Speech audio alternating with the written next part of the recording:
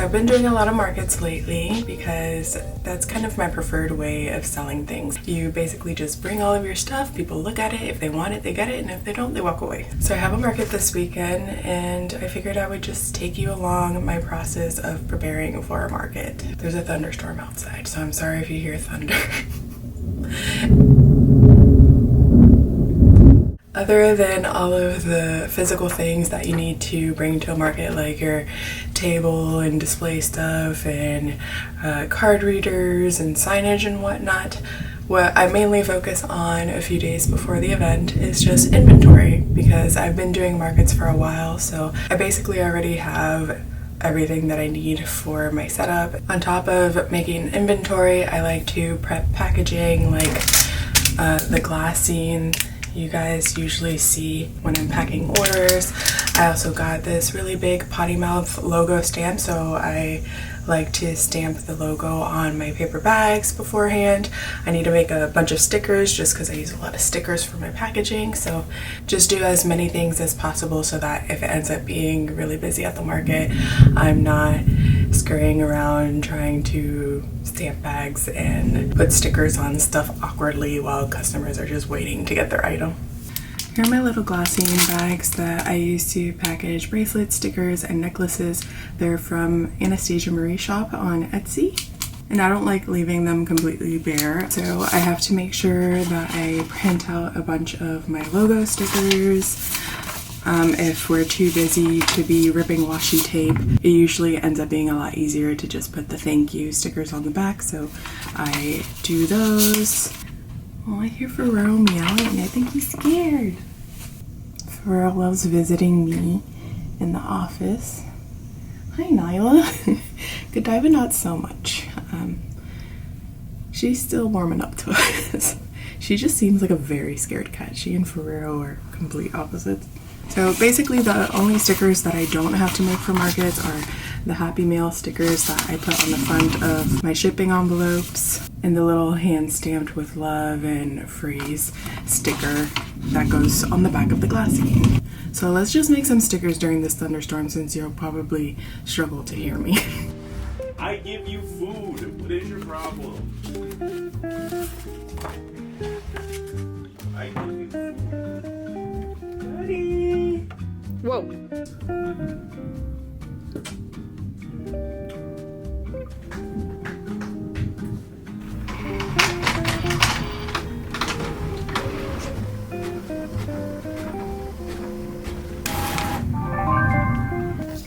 Buddy. Kisses. Come here, Bro. I bought you this. He likes it upside down, that's fine. You tired? Everyone's in here because they're scared of the storm, except Godiva. She's just hiding in the cat tree. There you go. Hi, baby. Are your ears back? Are you scared? Do you need your thunder shirt? Oh.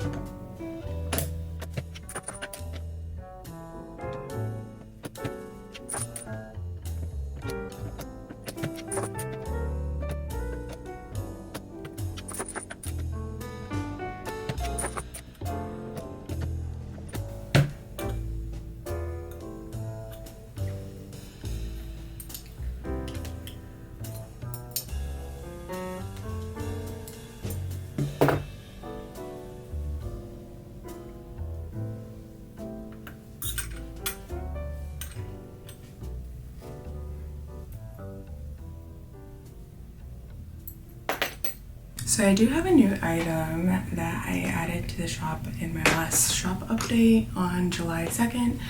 There is a plant shop owner in Norfolk who wanted some funny plant stakes to sell at her shop and to display on plants. And I've been wanting to make plant stakes for a really long time, so she kind of gave me the push to finally make them. And the market that I'm going to this weekend reshared the picture of them on my feed, so now I feel like I have to have them. But they just say things like high maintenance, just forget about me. Some of them are like superlatives, like yearbook things, most dramatic, most likely to succeed, cutest couple, most popular, best looking. So those are some of the ones she wanted, and then I just made some that are more potty mouth themed. So this one says grow the fuck up already for that plant that seems to always stay the same size. This one's feeling cute, might die later, probably dead, thirsty as fuck. So yeah, you get the idea. These are all coated in blue painter's tape, so I have to peel all of them. I cover them in blue painter's tape because the Glowforge leaves some pretty bad burn marks and residue. Not sure if you can see it, so I just do that to protect the wood underneath so I don't have to sand it to make it look pretty. If you guys saw me test out the xTool, that machine does leave a lot less burn marks, and they also have an attachment that blows air as it's engraving, so there's virtually no burn marks. I didn't use that because they just launched an enclosure, and I want to test it for you guys using the enclosure because I know some people were concerned about it just being open and worried about fumes or smoke or anything. I didn't smell anything when I used it. I used it in my office on purpose just to test that out. But I do want to promote safe use of laser machines, and I'll show you guys that soon. But for now, we peel.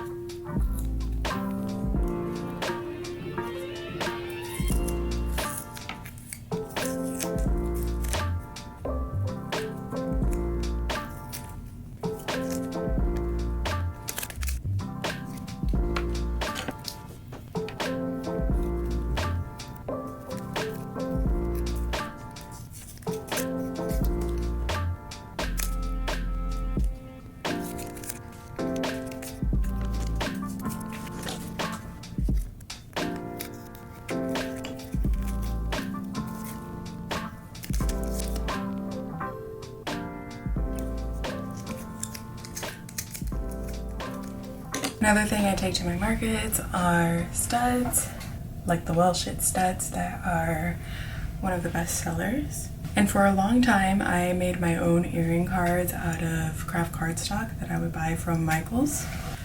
Like these ones right here. And they worked out great for years, but I got this little tier riser that has like the grooves in them so that you can just stick these in the grooves and they just stay like that so that you can display them at events. But there was one event where it was a drizzly morning, so it was pretty humid. And throughout the day, the humidity was just making the card sag. And it just looked really sad. Unfortunately, my printer can only print up to 60-pound craft cardstock. So if I want anything thicker, I would have to order it. And I found a shop on Etsy called Saddle Hill Studios, I believe. And they make cards which are basically exactly like what I was looking for. They're made from craft cardstock and they come with slits for necklaces and then the holes for the studs. So these work out perfectly and they're a lot sturdier than the ones that I used to make, and they don't bend backwards on the riser. I'm not going to show you guys making the studs because I've made the studs a bunch of times on this channel, but I did want to just bring that up in case you're looking for a shop that makes earring and necklace card combos that are squares.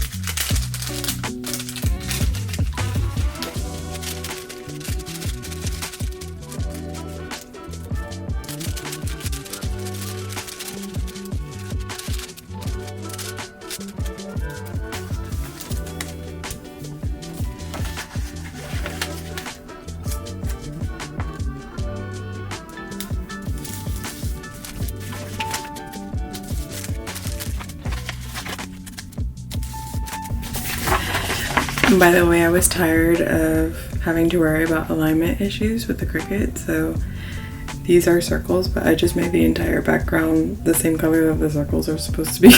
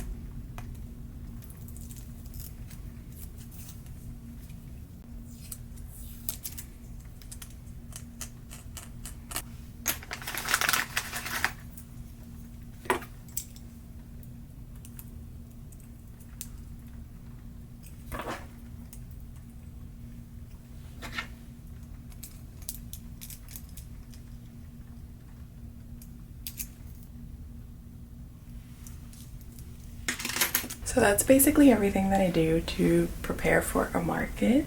And at markets, I do offer on-the-spot custom hand stamping with my stamping machine, just because I have stamped with that machine for so many years that I feel pretty comfortable stamping in front of people. So luckily, because of that, if I start to run low on certain phrases for bracelets or necklaces, I just stamp them at the event. And I also get a lot of sales that are custom orders, so I don't have to have like a crap ton of inventory. So after this, I'll show a couple clips of some of the markets that I've done so you can see my setup.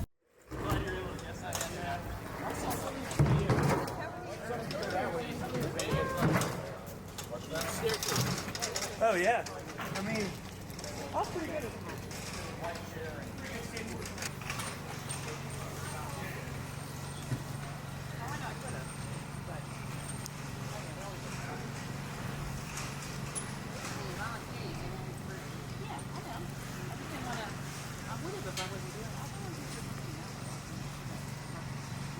Okay, so it's the next day, but that enclosure that I was talking about came in the mail, so I figured I'd show you guys that and a couple other things that I got. So the first time I showed you guys the xTool, I said that I couldn't cut because I didn't have the honeycomb panel, so I've got that now. And then this is just the plate that goes underneath that, so then you don't damage what's underneath the honeycomb panel. I got the air assist that's supposed to reduce burn marks when you're laser cutting, so then hopefully I don't need to use as much masking or blue painter's tape. I have their new and improved rotary attachment tool. So if you guys saw the video where I was testing the original rotary tool, I was playing with the packages. If you saw that video, I had like this little travel tumbler that wasn't perfectly flat, so it didn't engrave it properly. I'll show some footage. But now they have this rotary tool where it basically has prongs so that it can hold the end of whatever you're engraving, and it just rotates it from the end instead of it having to lay on the rotary itself, so you can engrave more abnormal objects. And then the thing I'm most excited for, because I've kind of been avoiding engraving and cutting stuff on the xTool because I don't want any like haters comparing it to the Glowforge saying how it's open and looks dangerous. Their portable enclosure. So this thing's really cool because it's really lightweight. I had mentioned in the comments to some people saying that the xTool is so affordable that even if it is open, you could just easily build something that encloses it for a couple $100 and it's still a lot cheaper than like the basic Glowforge if you're looking for a laser machine that's more affordable. But the good thing about this one is that it's super lightweight, so if you build your own enclosure out of like acrylic or wood, it'd probably be pretty difficult to pick up or move around. This one basically unfolds and folds up and kind of like Velcro attaches in the corners, so it's really easy to set up and take down if you don't have a lot of space to set up your machine to keep it in a spot permanently. So let me show you what comes in the box. So here's a little instruction manual. It does come with an exhaust hose, so you can vent it out the window. If you're in a place where you can't vent it out the window, they do have their own filtration system similar to the Glowforge. These hold the hose in place. And this hose is really long. It's like 2 meters long. These are how you attach the hose to the enclosure. And then this is just one piece of the enclosure and more pieces of the enclosure.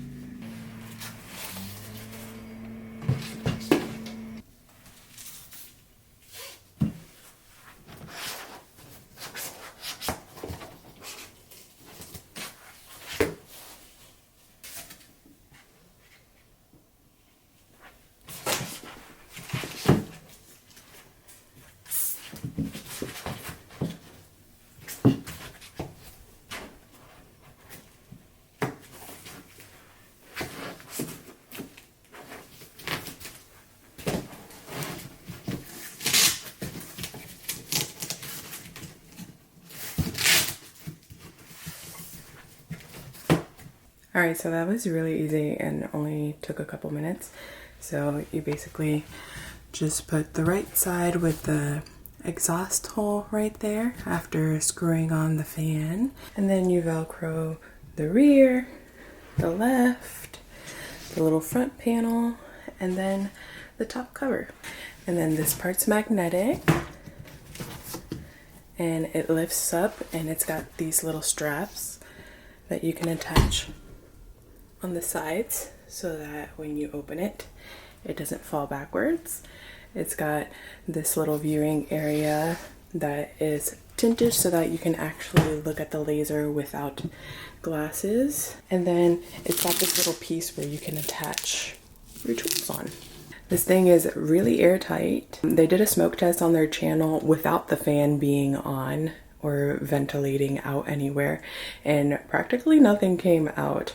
Once the entire box filled with smoke, just a little bit was seeping out the side here, but obviously when the fan is on and you have it venting out like a window, that's not going to happen. This material is super lightweight and it's also fire resistant. So if you made your own enclosure with like wood or acrylic, obviously that's going to burn, so you don't have to worry about that. And if you can't keep this setup out permanently, it's really easy to take off because it's basically just Velcro.